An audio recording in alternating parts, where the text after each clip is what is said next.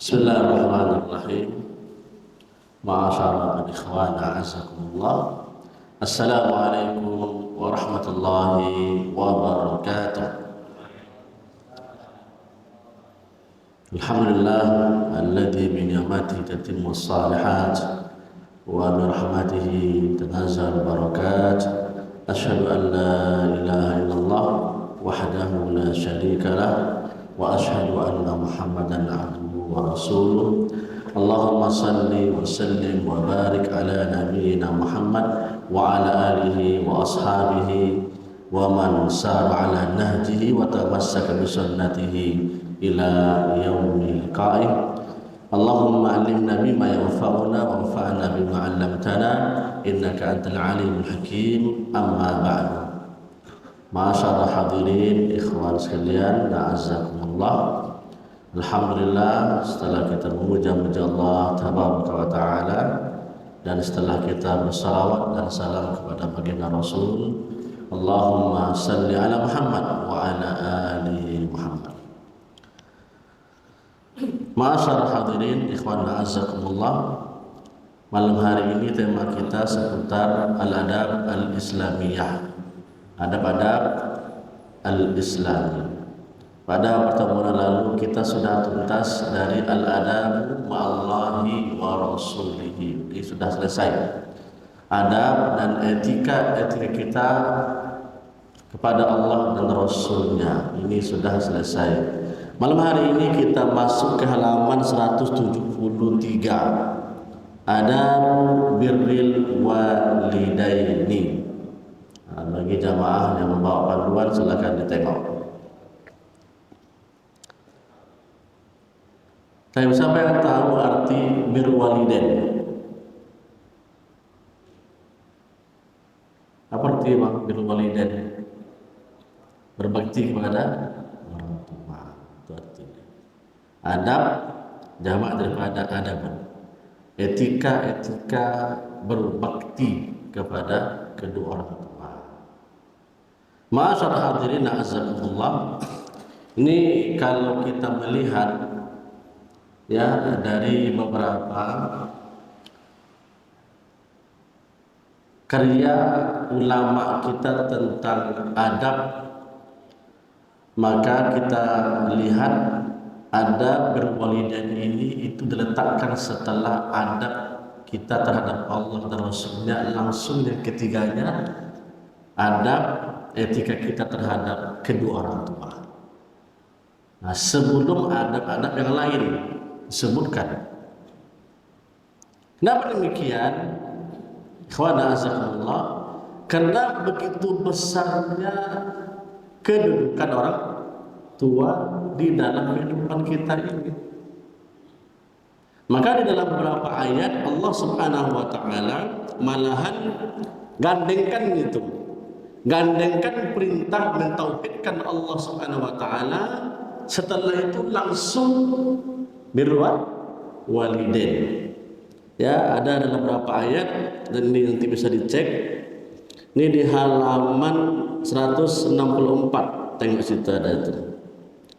Allah Subhanahu wa taala berfirman dalam surah An-Nisa ayat 36. Wa'budullaha wa la tusyriku bi syai'a wa bil walidaini ihsana. Langsung dia itu. Yang pertama perintah Allah apa? Wa'budullah, sembahlah Allah. Wa la tusyriku bi syai'a, dan jangan kalian berbuat syirik. Nah, ini kan perintah Allah yang pertama ini. Tauhid dulu yang pertama. Setelah tauhid kepada Allah, langsung wabil walidaini ihsana. Coba lihat. Dan berbuat baiklah kalian itu kepada kedua orang tua kalian. Nah, ini kan pertanda apa itu? Pertanda kedudukan orang tua itu sangatlah besar. Makanya Allah menggandengkan antara perintah mentauhidkan Allah, setelah itu langsung berbakti kepada kedua orang tua. Itu pertanda besarnya kedudukan kedua orang tua kita di dalam kehidupan kita ini. Ma'asyarul hadirin na'azzakumullah. Kan luar biasa. Ya makanya para ulama sebutkan setelah kita mempelajari adab terhadap Allah, terhadap Rasulnya, langsung setelah itu kita pelajari etika-etika bagaimana cara kita berbakti kepada kedua orang tua. Dalam hadis ini disebutkan ridhallahi fi ridhal walidain. Ridhonya Allah itu terdapat pada ridha kedua orang tua. Sebaliknya apa? Murkanya Allah terdapat dalam murkanya kedua orang tua kita. Jadi sebetulnya ikhwana azakumullah, sekiranya kita pengen mencari ridha Allah, ya tidak susah. Bagi yang masih memiliki orang tua yang masih hidup, berbaktilah kepada mereka. Cari ridha mereka. Di saat kita mendapatkan keridhaan orang tua, di saat itulah Allah pun ridha kepada kita. Sebaliknya, apabila kita membuat orang tua kita murka, menangis, kecewa, di saat itu pula Allah Subhanahu wa taala murka kepada kita selaku ya anak dari orang tua kita. Nah, inilah kedudukan orang tua, ini luar biasa. Ya, dan juga dalam surat Al-Isra ayat 23 sampai 24 Allah Jalla wa Ala menyebutkan wa qadha rabbuka alla ta'budu illa iyyahu. Dan Allah Subhanahu wa taala sudah tetapkan Allah ta'budu, janganlah kalian menyembah illa iyyahu, kecuali hanya kepada Allah. Wa bil walidaini ihsana, langsung setelah itu dan berbaktilah kepada kedua orang tua. Nah, ini kan sudah 2 ayat kita sebutkan ini, ya betapa besarnya kedudukan orang tua dalam agama kita ini. Ya sehingga Allah Jalla wa Ala menyebutkan perintah berbakti kepada orang tua itu setelah perintah mentauhidkan Allah. Nah, ini ikhwan azakumullah, maka berbahagialah bagi jamaah sekalian yang sampai hari ini masih memiliki orang tua yang masih hidup. Kalau pulang ke rumah masih nampak omaknya tersenyum, masih melihat ayahnya tersenyum, itu nikmat jamaah sekalian azakumullah. Maka jangan sia-siakan. Kenapa demikian? Karena kedua orang tua itu adalah pintu surga bagi kita selaku anak-anak orang tua. Ya, ini ada sebuah hadis juga disebutkan di halaman 164. Nabi Muhammad SAW pernah menyebutkan raghima anfu, summa raghima anfu, summa raghima anfu. Kalau bahasa Awadu, celako, celako, celako, celaka. Ya, siapa itu Nabi? Nabi sebutkan 3 kali celaka, celaka, celaka. Man adraka abawaihi indal kibari, bagi siapa anak-anak yang menemukan menjumpai orang tuanya sudah tua. Ya, ahadahuma aw kilaihima, salah satunya atau memang kedua-duanya dia temukan orang tuanya sudah tua, masih hidup dia. Summa lam yadkhul al-jannah, tetapi anak ini tidak masuk surga. Nah, celaka itu kata Nabi. Padahal apa? Orang tua itu adalah surga. Pintu surganya ya seorang anak ya pada kedua orang tua itulah. Nah, ketika dia temukan orang tuanya sudah ya tua, ternyata tidak membuat dia masuk surga, ini celaka orangnya. Berarti dia mengabaikan orang tuanya. Hari ini ma'asyar hadirin azakumullah, banyak yang kita baca, yang kita dengar ya, ketika orang tua sudah berumur senja itu bukannya mereka itu berbakti, malahan diantarkan ke panti jompo. Nah, coba lihat itu Ya, padahal apa? Ketika kita kecil orang tua kita tidak pernah mengeluh, ya enggak? Mengeluh. Ketika kita bangun di tengah malam orang tua kita begadang, luar biasa. Ketika kita buang air besar, buang air kecil, tidak pernah orang tua kita mengeluh.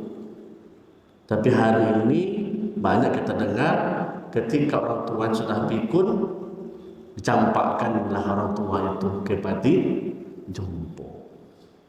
Roy ma'afu, roy ma'afu, roy ma'afu, celaka seperti ini. Ya, celaka. Ya, seharusnya apa? Seharusnya seorang anak harus berbakti. Sebagaimana dahulu ketika kita kecil orang tua tidak pernah mengeluh. Ya, memborong kita, membersihkan kotoran kita, membuat susu buat kita, begadang karena kita. Seharusnya begitulah kita selaku anak di saat orang tua kita sudah di umur senja itu. Nah, inilah ikhwan na'azakumullah, betapa besarnya kedudukan orang tua dalam agama kita. Ya, bagi yang punya orang tua, bersyukurlah pada Allah Subhanahu wa taala. Ustaz, jauh orang tua Ustaz. Hari ini kan tidak ada lagi yang jauh. Kenapa demikian? Sudah ada handphone, Android. Telepon orang tua kita. Video call dengan mereka. Yang masih ada. Tapi kalau sudah wafat, kemana lagi? Tinggal didoakan mereka.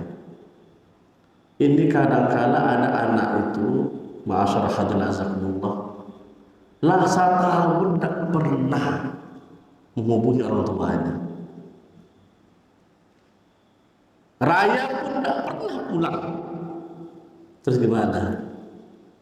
Ya, dan itu sebetulnya ikhwan azakumullah, orang tua kita itu kan mereka tidak ngomong depan kita, tapi sungguhnya di dalam hati mereka menunggu kedatangan anaknya. Padahal di hati mereka setiap hari itu melihat handphone, ada anak menelpon, tapi kita tidak sadar. Nah, itulah orang tua kita, ikhwan azakumullah, dan semua kita nanti ya seperti itu menjadi orang tua juga. Ya, kama tadinu tudan, seperti engkau berbuat hari ini, seperti itulah engkau akan diperlakukan oleh anak-anakmu.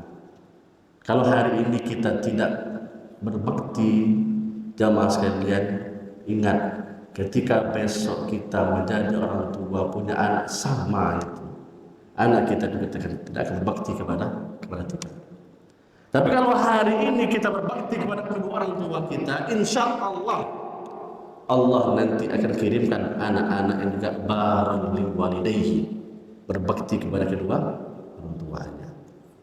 Nah, itulah seperti kita berbuat, berlaku, seperti itulah kita akan diperbuat dan diperlakukan. Tapi dalam kitab ini, ma'asyarah hadirin azakumullah, itu dibagi menjadi 2 kisim bagian.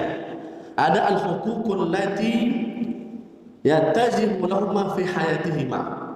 Ada hak-hak, etika-etika yang mesti kita tunaikan di saat orang tua itu masih hidup. Itu yang pertama. Ini yang kita akan pelajari insyaallah. Yang kedua, hak-hak, kewajiban-kewajiban, etika-etika yang wajib kita tunaikan ba'da mautihima, setelah mereka wafat.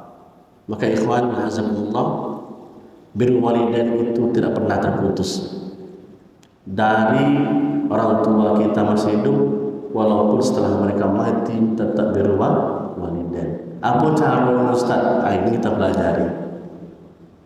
Nah, dan nanti menyangka, Ustaz, kan abi umi ana udah meninggal Pak Ustaz, bagaimana lagi berbakti? Ada caranya, ada.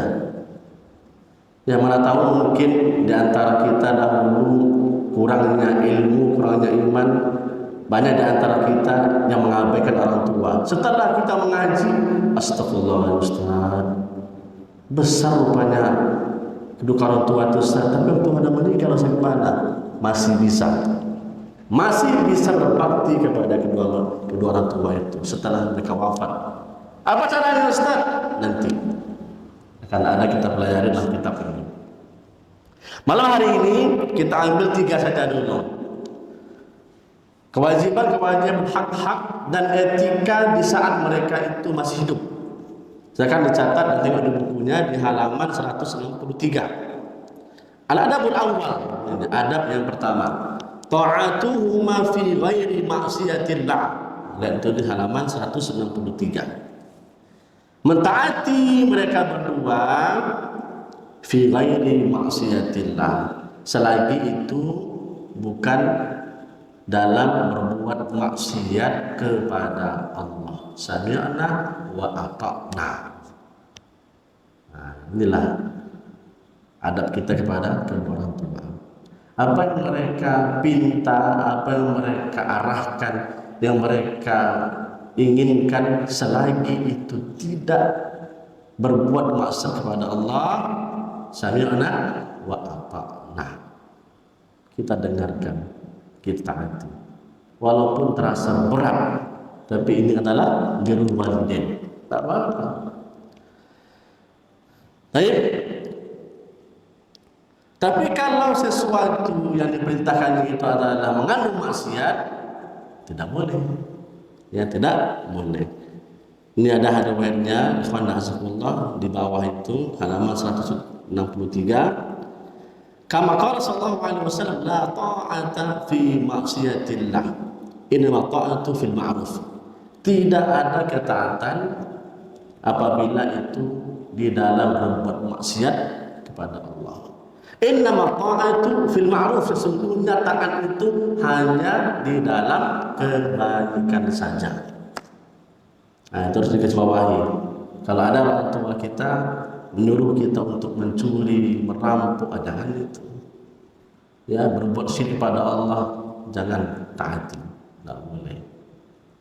Tapi selagi itu ma'ruf, baik, sami'na wa ata'na.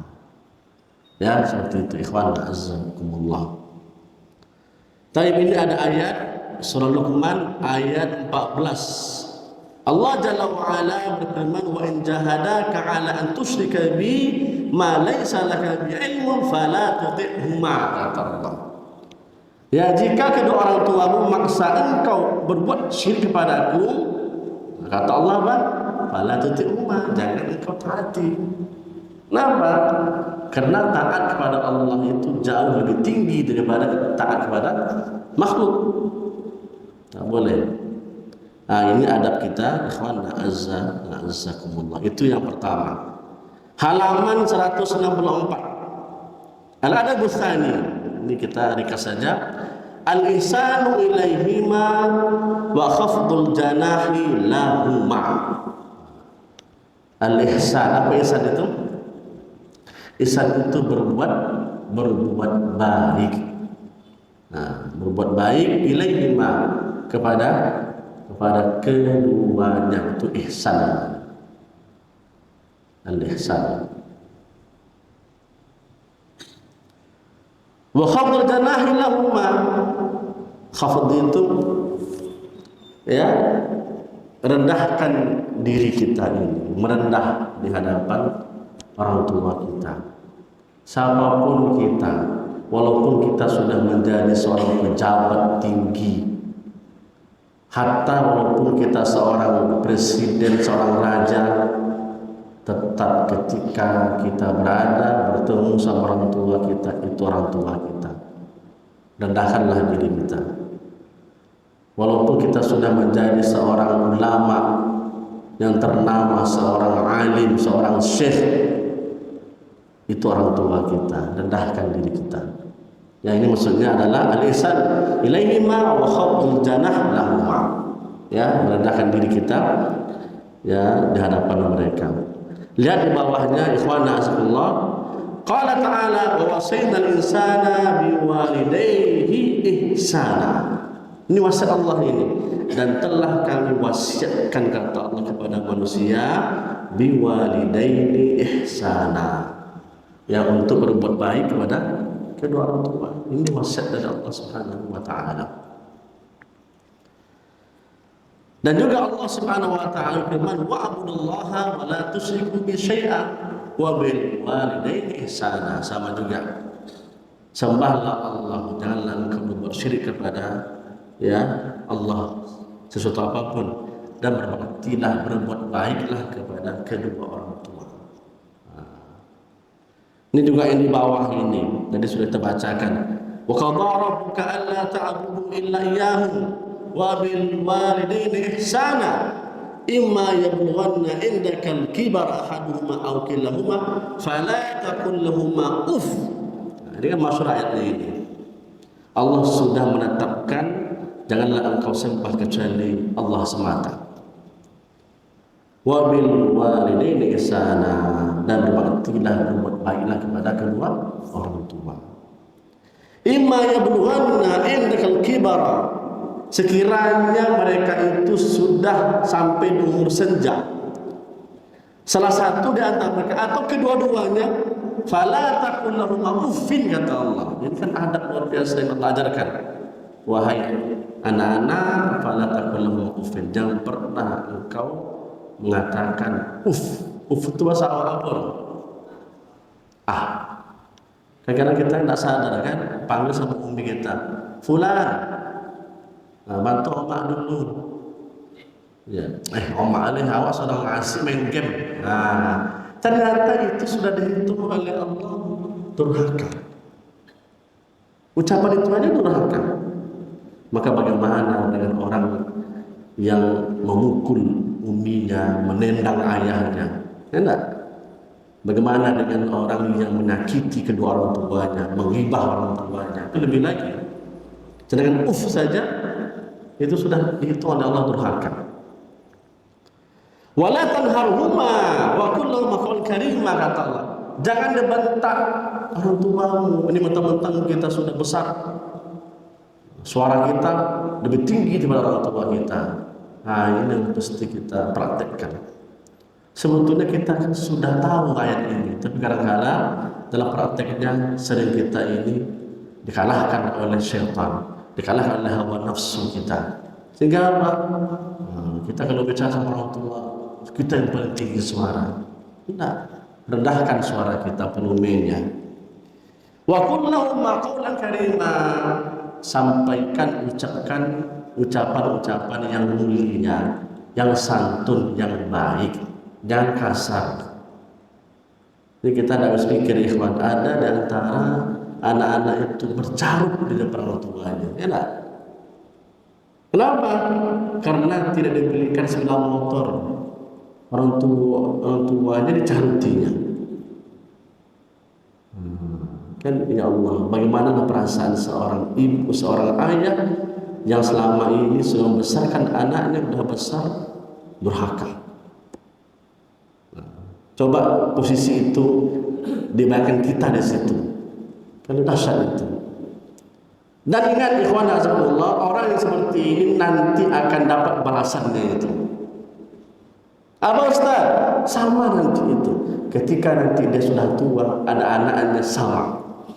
Nanti anak mereka juga akan durhaka, malah lebih daripada itu. Karena hukuman Allah kasih kepada orang-orang yang durhaka kepada kedua orang tuanya. Waqfid lahum ma janaha dhulli minar rahmah. Ini kata Allah di ayat berikutnya, ya, dan rendahkanlah dirimu terhadap keduanya dengan penuh kasih sayang, kata Allah. Akhfid itu kan ini kayak kiasan itu ya. Janah itu artinya kan apa? Janah itu sayang sebetulnya. Maksudnya apa? Rendahkanlah dirimu, jangan membusukkan dada. Nanti kayak melengkundang lagi lah. Udah sukses lupa pada orang tua. Nah begitu. Ya, ikhwan azakumullah.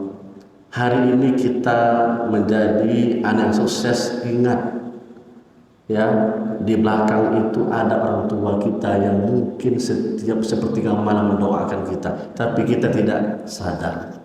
Benar itu. Karena umi kita itu bangun sepertiga malam menangis di depan Allah. Ya Allah, ya Allah, mudahkanlah urusan anakku, ya Allah, ya Allah, lapangkanlah urusan, ya Allah. Tapi kita tidak sadar, tidak mengetahuinya, sehingga Allah ijabah. Nah inilah orang tua kita. Setelah kita sukses, kita bentak orang tua kita. Padahal boleh jadi kita hari ini sukses ya karena munajat orang tua kita di sepertiga malam. Nah, itulah maksudnya ikhwan Allah. Ya, maka kita rendahkan diri kita terhadap keduanya dengan penuh kasih sayang. Ya, wa qur rabbirhamhuma kama rabbayani shaghira. Ini doa yang Allah ajarkan. Ya Allah, sayangilah keduanya sebagaimana mereka berdua telah mendidik aku pada waktu kecil yang tidak pernah mengeluh. Nah, ini doa kita selalu untuk orang tua kita. Apakah mereka masih hidup atau yang sudah wafat, apalagi perbanyaklah doa ini. Kepada azakumullah. Makanya dalam sebuah riwayat terkatakan nanti orang tua itu diceritakan ada yang kaget nanti dari kiamat itu. Kenapa kaget Ustaz? Karena dia melihat pahala yang menggunung-gunung. Ya, sampai orang tua itu mengatakan, ya Allah ya Rabb, katanya, ini pahala dari mana ini? Saya tidak pernah beramal seperti ini. Maka dijawab, ini adalah pahala-pahala doa anakmu untukmu. Doa kita itu luar biasa, ditunggu oleh orang tua kita. Doa ampun untuk orang tua kita. Itulah mereka tunggu karena awaladin salihin yad'ulah, itu terputus. Doa anak saleh mereka menunggu, ikhwan sekalian azakumullah. Tiada lagi ada yang daya upaya mereka lakukan kecuali menunggu istighfarnya anak-anak mereka kepada Allah untuk mereka. Itu mereka tunggu.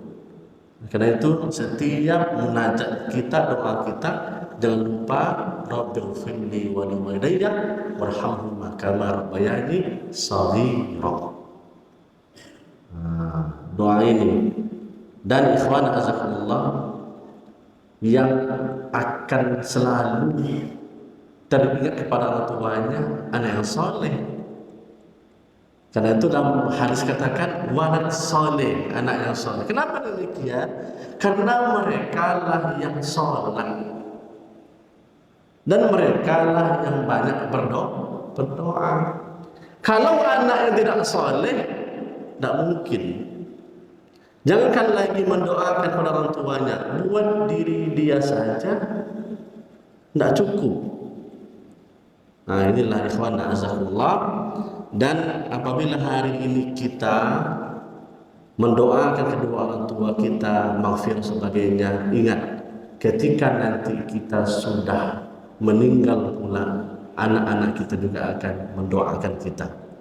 Kama tajinu tudan, seperti engkau berbuat berlaku hari ini, seperti itulah engkau akan diperbuat dan akan diperlakukan. Nah, biasa. Nah, itu yang kedua. Ini ada hadis di bawah ini, ikhwan nasallallahu, tadi sudah saya bacakan. Doa Nabi itu celaka sampai 3 kali itu. Siapa mereka yang menjumpai orang tuanya, salah satu keduanya di hari senja, tapi tidak membuat dia masuk surga Allah. Padahal pintu surga itu sudah berada di depan matanya. Yang terakhir, al-adabul tsalits at-tawadhu' lahuma. Tawadhu, apa tawadhu itu? Tawadhu itu yang sama tadi itu, merendahkan diri kita di hadapan kedua orang tua. Di sini dikatakan wa dzalika bi'adami raf'i shauti 'alaihima. Caranya bagaimana? Kalau bicara jangan suara kita itu lebih tinggi daripada orang tua. Rendahkan suara kita. Kalau ada perselisihan, ya kita sampaikan dengan ma'ruf. Misalnya kita tidak cocok dengan pendapat orang tua, sampaikan dengan baik, dengan ma'ruf. Walaupun kita ini sudah S1, S2, S3, tapi tetap sampaikan dengan yang ma'ruf. Au bihadratihima, atau mengangkat suara ketika mereka itu ada di depan kita. Wa adil masyi amamahuma, ini juga. Dan janganlah kita ini berjalan di depan orang tua. Jadi kalau kita berjalan, orang tua kita yang didahulukan, kita di belakang. Itu namanya tawadhu. Awid dukhuli wal khuruji qablahuma, sampai juga kalau masuk rumah, keluar rumah, dahulukanlah kedua orang tua kita. Dan awid taqaddumi baina aydihima bi amri, apapun urusan orang tua yang kita dahulukan, kita di belakang. Wa aidan kata di sini atawadhu lahuma bi taqdimihima fi kulli amrin min umur wa bastil firasyi lahuma, apapun bentuk masalah urusan mereka itulah kita dahulukan. Kalau perlu apa ya, ketika bertamu ke rumah kita bentangkan karpet yang mewah, ya kita hidangkan makanan yang disukai dan sebagainya. Ya, itulah ikhwan azakumullah.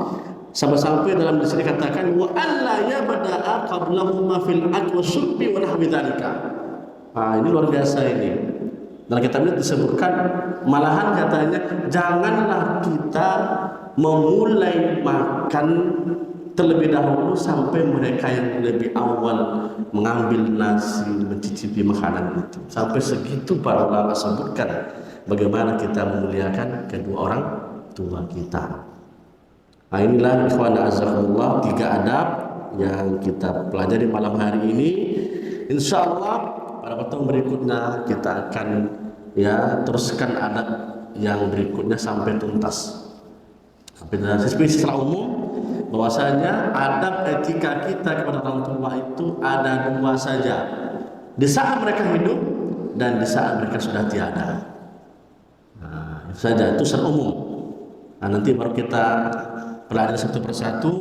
Di saat mereka hidup apa saja hak-hak yang mesti kita tunaikan. Di saat mereka sudah wafat, sudah tiada, apa saja hak-hak yang mesti kita tunaikan. Ini saja nanti insyaallah kita pelajari, mudah-mudahan bermanfaat. Ikhwan azakumullah, yang terakhir sebelum tutup, berbahagialah bagi jamaah sekalian yang hari ini masih memiliki orang tuanya yang hidup, masih bisa ditengok di rumahnya, masih bisa ditelepon, masih bisa video call. Kenapa? Karena ternyata barulah kita ini akan menyesal, merasa kehilangan di saat mereka itu sudah tiada lagi. Barulah menyesal, ya Allah, kenapa kau tak ada oma, ada ayah, ya Allah, kenapa kemarin itu anak tidak telepon. Itu lagi. Ya, makanya ikhwan azakumullah, kalau perlu jadwalkan setiap hari itu minimal sekali kita nelfon orang tua kita, walaupun hanya say hello saja, tidak apa-apa. Assalamualaikum, apa kabar Pak? Apa kabarnya? Anda sehatnya? Lain nak? Ya Mak. Assalamualaikum. Malas. Itu luar biasa itu ikhwan. Bangganya dan bahagianya orang tua ketika melihat yang muncul nomor anaknya di handphone itu. Ya, kan ada itu ceritanya, tapi Allah alam ini apakah ya tidak. Ada seorang orang tua itu pergi ke counter, ya enggak, bawanya counter untuk memperbaiki handphone. Kenapa Bapak bawa ini? Tolong lihat nak, katanya. Handphone saya ini mungkin rusak, katanya. Diceknya tidak ada rusak Pak. Tapi kok anak saya tidak pernah nelfonnya? Nah, dikira sama orang tuanya handphonenya rusak. Jadi karena itu tidak masuk di telepon gitu. Padahal memang anaknya yang sudah lupa kepada kedua orang tuanya.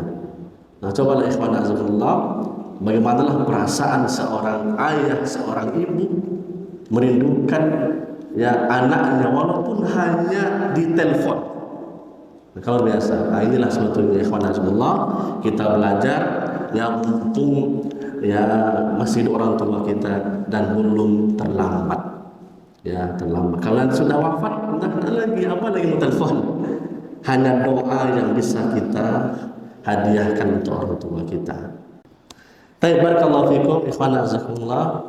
Ya, semoga apa yang kita pelajari malam hari ini menambah iman takwa kita kepada Allah Subhanahu wa taala, dan semoga kita seluruhnya menjadi anak-anak yang barang bi walidayhi, yang berbakti kepada kedua orang tuanya. Orang tua itu adalah bisa menjadi surga untuk kita atau neraka buat kita. Surga apabila kita berbakti kepada mereka. Neraka apabila kita durhaka kepada mereka. Subhanakallahumma bihamdika asyhadu an la ilaha illa anta astaghfiruka wa atubu ilaika. Wassalamualaikum warahmatullahi wabarakatuh.